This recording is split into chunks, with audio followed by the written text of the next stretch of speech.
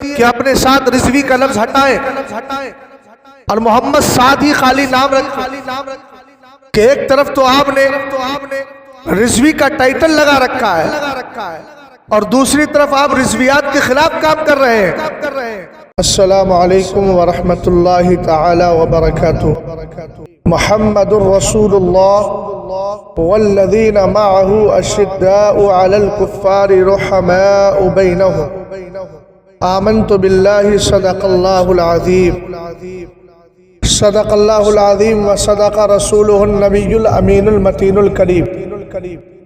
صلو علی الحبیب اللہ رب محمد صلی اللہ علیہ وسلم نحن عباد محمد صلی اللہ علیہ وسلم۔ میرے پاس کچھ احباب نے خادم حسین رضوی صاحب کے بیٹے حافظ سعد حسین رضوی کے کچھ کلپس بھیجے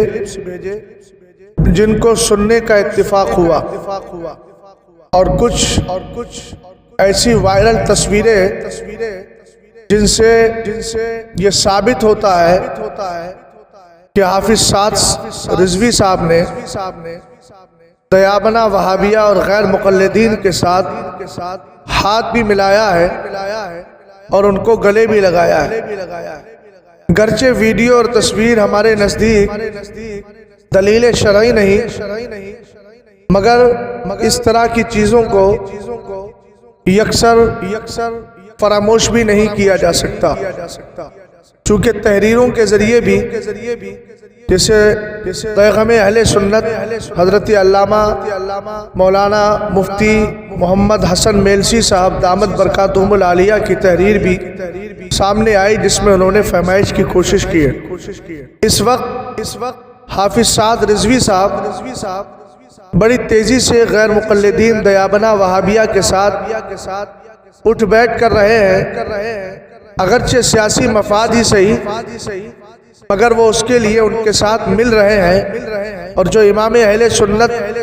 الشاہ امام احمد رضا خان فاضل بریلوی رضی اللہ تعالی عنہ نے دیابنا وہابیہ اور فرقہ باطلہ کے درمیان اور اہل سنت کے بیچ جو سد سکندری کھینچی تھی، وہ اس کو پار کر کے حدود سے آگے بڑھ رہے ہیں۔ اعلیٰ حضرت رضی اللہ تعالی عنہ کا مسلک کہتا ہے دشمن احمد پہ شدت کیجئے، ملحدوں کی کیا مروت کیجئے، غیظ میں جل جائیں بے دینوں کے دل، یا رسول اللہ کی کثرت کیجئے۔ میں ان سے اتنا پوچھنا چاہتا ہوں کہ آپ جو اس وقت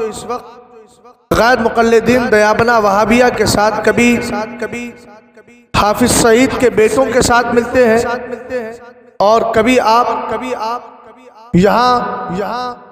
غیر مقلدین کے ساتھ ہاتھ ملاتے ہیں، کبھی طارق جمیل آپ کے والد کی قبر پہ آتے ہیں، ان کا آپ استقبال کرتے ہیں، ان ساری چیزوں کے ساتھ آپ اپنی سنیت کی شناخت کو کیسے باقی رکھ پائیں گے، جبکہ اعلیٰ حضرت رضی اللہ تعالی عنہ کے مسلک میں اور آپ کی کتابوں میں صاف طور پہ لکھا ہوا ہے، اور اعلیٰ حضرت کا عمل بھی رہا ہے کہ آپ بدعقیدہ لوگوں سے نفرت بھی کرتے تھے کہ یہ ہمارے دین کا حصہ ہے، اور ان سے دور بھی رہتے تھے، کسی مقصد کے تحت ان سے ہاتھ نہیں ملاتے۔ اعلیٰ حضرت امام اہل سنت الشاہ امام احمد رضا خان فاضل بریلوی رضی اللہ تعالی عنہ نے آپ کی بارگاہ میں ایک رافضی آیا تھا، اور اس نے یہ سوال کیا کہ ہم رافضیوں اور شیعوں کی طرح جو مجتہد ہوتے ہیں ہمارے فرقے میں، ایسی آپ بھی کیا اہل سنت کے مجتہد ہیں؟ آپ بھی کیا اہل سنت والجماعت کے مجتہد ہیں؟ امام اہل سنت سے 3 بار سوال کیا، لیکن میرے امام نے 1 بار بھی جواب نہیں دیا اور اپنا چہرہ پھیر دیا۔ وہ اٹیچی اٹھا کے چلا گیا، اور اس کے بعد احباب نے عرض کی حضور آپ جواب دے دیتے۔ سرکار اعلیٰ حضرت نے فرمایا میرے اس عمل پر اعتراض در حقیقت عمر فاروق اعظم کے عمل پر اعتراض کرنا ہے کہ آپ کی بارگاہ میں کھانے کے وقت میں ایک ایک شخص جو آپ کا مہمان تھا آپ سے کھانے کا مطالبہ کیا تھا، دوران خورد و نوش اس کی زبان سے بدعقیدگی کا جملہ نکلتا ہے کہ آپ ہاتھ پکڑتے ہیں اور اس کو باہر کر دیتے ہیں، دسترخوان اٹھوا دیتے ہیں۔ تو یہ عمل ہمیں بتا رہا ہے کہ بدعقیدہ لوگوں کے ساتھ ہمارا میل جوڑ اور تعلق کبھی بھی درست نہیں ہے۔ اور میں اس تحریک کے جو خطبہ ہیں، خاص کر مولانا محمد حسن نقشبندی جو بڑی جذباتی گفتگو کرتے ہیں، اور جذبے میں آ کر انہوں نے ایک جملہ بھی بول دیا کہ ٹی ایل پی کے کارکن کا جوتا بہت سے پیروں سے بھی بہتر ہے۔ تو یہ سب ان کی نادانیاں ہیں۔ آپ اگر ایک طرف کارکن کے جوتے کو پیروں سے بہتر بتا رہے ہیں تو ذرا ایک بار جناب مسلک اعلیٰ حضرت کی روشنی میں، فتاوی رضویہ کی روشنی میں اپنی تحریک کے قائد حافظ سعد رضوی کو یہ بھی تو بتا دیں کہ آپ کا یہ عمل سراسر مسلک اعلیٰ حضرت کے خلاف جا رہا ہے۔ یہاں آپ نے اپنی زبان کو بند کر لیا ہے اور چپی سادھ لی ہے، یہ تو مسلک اعلیٰ حضرت کا مزاج نہیں ہے۔ الحمدللہ ہم نے اعلیٰ حضرت امام اہل سنت رضی اللہ تعالیٰ عنہ کی کتابوں کو پڑھا تو ہے اور لوگ پڑھتے ہیں، ہماری تخصیص نہیں،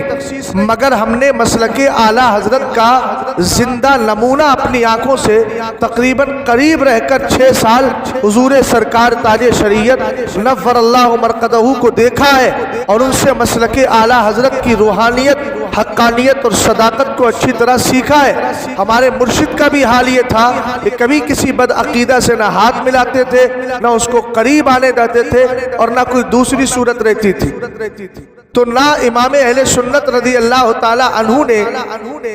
غیروں کے ساتھ اتحاد کیا ہے اور نہ ہی ہمارے مرشد گرامی وقار نے غیروں کے ساتھ اتحاد کیا ہے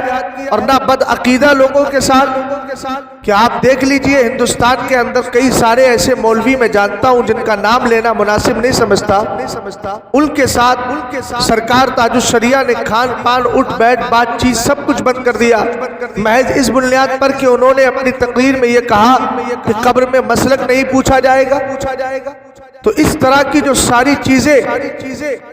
آپ اور آپ کے جو امیر کر رہے ہیں اور آپ کی تحریک کے جو خطبہ ہے زبان بند کیے ہوئے ہیں، خدارا یہ چیز آج آپ کو نہ لگتی ہو لیکن کل آپ کو بہت نقصان پہنچائے گی، اس سے سنیت کا بہت بڑا نقصان ہو رہا ہے۔ یا تو پھر آپ اپنے امیر کو یہ مشورہ دیجئے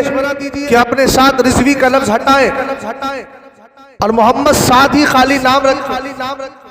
کہ ایک طرف تو آپ نے رضوی کا ٹائٹل لگا رکھا ہے اور دوسری طرف آپ رضویات کے خلاف کام کر رہے ہیں۔ ہم آپ سے مخلصانہ گزارش کرتے ہیں کہ آپ اس روش کو چینج کریں اور اہل سنت والجماعت کے شیرازے کو منتشر ہونے سے بچائیں، اور جو بھی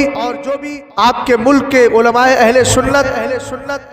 مفکرین دین و ملت آپ کو نصیحت کر رہے ہیں اس پر عمل کیجئے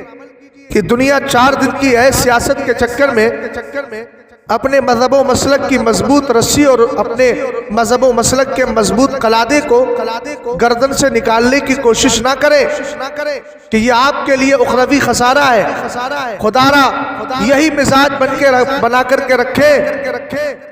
کہ انہیں جانا انہیں مانا نہ رکھا غیر سے کام، للہ الحمد میں دنیا سے مسلمان گیا۔ اگرچہ آپ یہ شعر بار بار پڑھتے ہیں مگر بار بار پڑھنے کا مطلب یہ نہیں کہ اس سے انسان کا عمل بھی ثابت ہو جائے۔ عمل ثابت کرنے کے لیے عزم و ارادہ، حوصلہ، یہ ساری چیزیں ضروری ہیں اور اس وقت ان چیزوں سے آپ بظاہر دور نظر آ رہے ہیں، اس لیے آپ سے گزارش ہے کہ آپ یہ سارے کام چھوڑے۔ مرکز اہل سنت بریلی شریف سے آپ کے والد کا بھی ربط و ضبط تھا اور آپ بھی اسی کی جانب منسوب ہے، اس لیے بزرگوں کی روش پہ قائم رہے کہ میرے امام فرماتے ہیں تیرے غلاموں کا نقش قدم ہے راہ خدا، وہ کیا بہک سکے جو یہ سراغ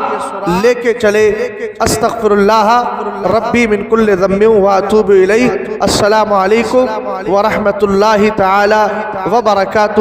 فقیر قادری محمد شہزاد رضا بریلی شریف، مرکز اہل سنت۔ خادم جامعۃ الرضا بریلی شریف.